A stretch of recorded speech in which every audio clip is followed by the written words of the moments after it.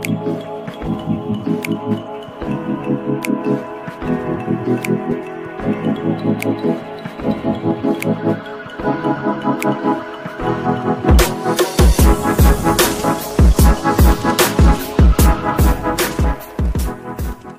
kesempatan hari ini, kita akan belajar tema 7, peristiwa dalam kehidupan, materi IPA tentang sifat-sifat benda padat, cair, dan gas. Sudah siap?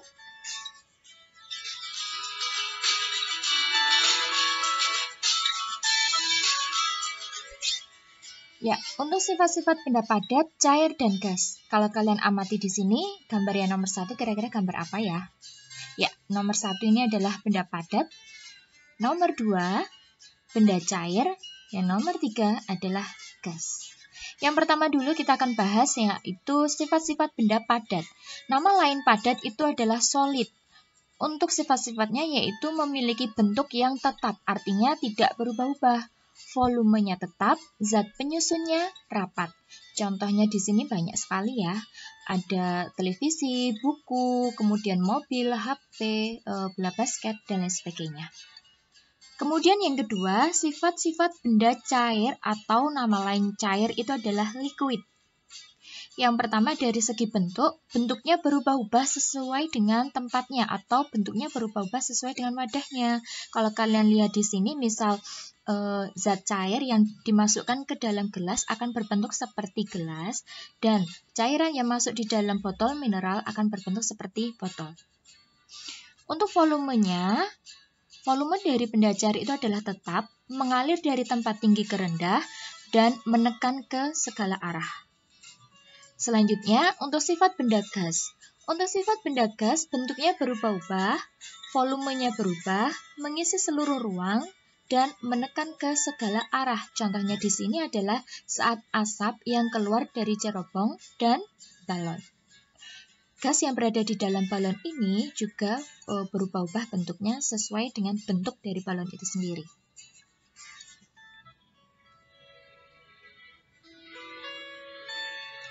Selanjutnya kita akan belajar tentang perubahan wujud benda. Untuk perubahan wujud benda yang pertama adalah membeku. Membeku adalah perubahan wujud benda cair menjadi padat. Ada dua contoh di sini. Yang pertama adalah es batu, yang kedua air mineral yang semula cair menjadi padat. Nah, perubahan wujud benda cair menjadi padat ini disebut dengan membeku. Oke. Kemudian yang kedua adalah mencair. Perubahan wujud benda padat menjadi cair. Contohnya di sini adalah es krim dan es batu yang terletak di luar ruangan akan berubah menjadi cair. Ini disebut dengan proses mencair. Wujud benda padat menjadi cair.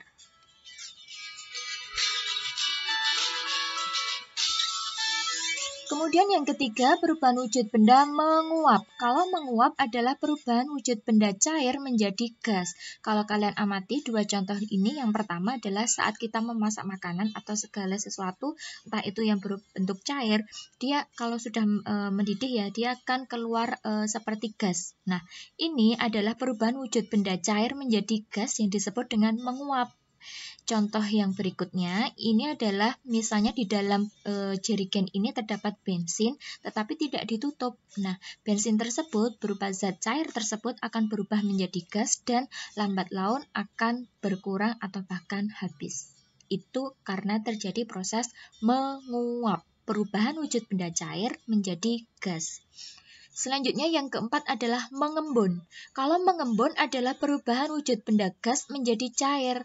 Nah, kalau dua contoh di sini misalnya daun ini di atasnya terdapat butiran-butiran air, atau kalau kalian amati pada waktu pagi hari meskipun tidak terjadi hujan, dedaunan pasti akan basah. Kenapa? Karena adanya perubahan wujud dari benda gas menjadi cair.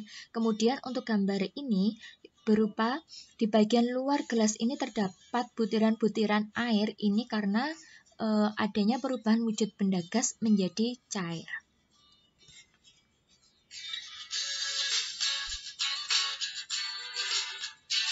Perubahan wujud benda yang kelima adalah menyublim. Kalau menyublim adalah perubahan wujud benda padat menjadi gas. perubahan wujud benda padat menjadi gas. Bari kasih dua contoh di sini. Yang pertama ini adalah es kering. Es kering disebut juga dengan karbon dioksida kering. Nah, es kering ini berfungsi untuk memberikan efek berupa asap saat pertunjukan di panggung. Gitu nggih. Kemudian yang kedua adalah kapur barus. Pasti di rumah kalian punya ya, kapur barus atau kamper. Nah, kapur barus ini kalau kalian letakkan di ruangan, kapur barus itu lambat laun akan menyusut atau mengecil, tetapi ruangannya akan terlihat atau tercium bau harum, itu karena adanya perubahan wujud yang semula padat menjadi gas. Selanjutnya yang terakhir adalah mengkristal. Mengkristal adalah perubahan wujud benda gas menjadi padat. Contohnya di sini adalah salju dan pada proses pembuatan garam. Kedua benda ini adalah merupakan perubahan wujud benda gas menjadi padat atau disebut mengkristal atau nama lainnya adalah mendeposisi. Oke, untuk perubahan wujud benda sudah paham nggih? Oke, kita lanjutkan materi selanjutnya.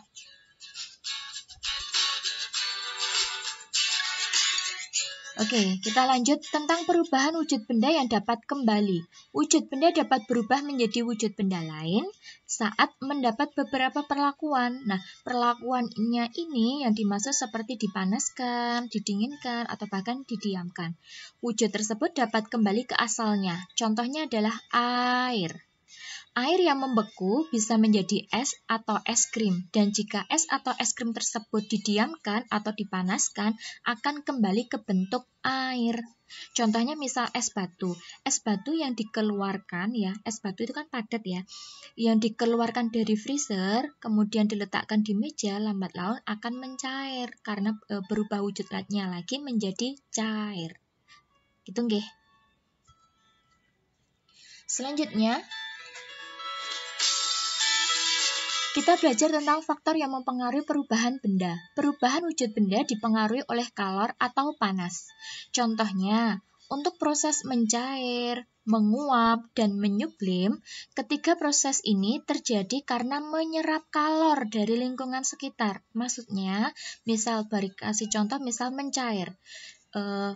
Kita mengambil es batu dari freezer, kemudian meletakkannya di atas meja. Lambat laun es batu tersebut akan mencair atau berubah menjadi cair karena es batu tersebut menyerap kalor atau menyerap panas dari lingkungan di sekitar meja. Kemudian, untuk proses membeku, mengkristal, dan mengembun itu terjadi karena proses melepaskan kalor. Kalau mencair, menguap, dan menyublim tadi menyerap kalor, tapi kalau membeku, mengkristal, atau mengembun itu terjadi karena proses melepaskan kalor, melepaskan panas ke lingkungan sekitar. Contohnya, misal membeku, misal kalian itu mau bikin es lilin atau es batu ya, awalnya kan dari air, kemudian dimasukkan ke dalam freezer.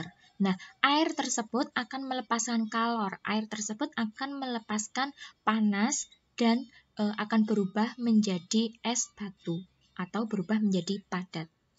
Nah, proses menyerap kalor dan melepaskan kalor ini juga dapat terjadi dalam satu proses sekaligus. Ya, contohnya adalah pada proses pembuatan minyak wangi dari bunga. Untuk proses pembuatan minyak wangi dari bunga, kalian bisa baca Bupena jilid 5C halaman 130. Gitu nggih? Sudah paham? Oke, untuk tugas kalian di rumah, silahkan kerjakan Bupena halaman 162. Itu saja dari Bu Ari. Terima kasih, tetap semangat, dan jangan lupa tersenyum. Wassalamualaikum warahmatullahi wabarakatuh.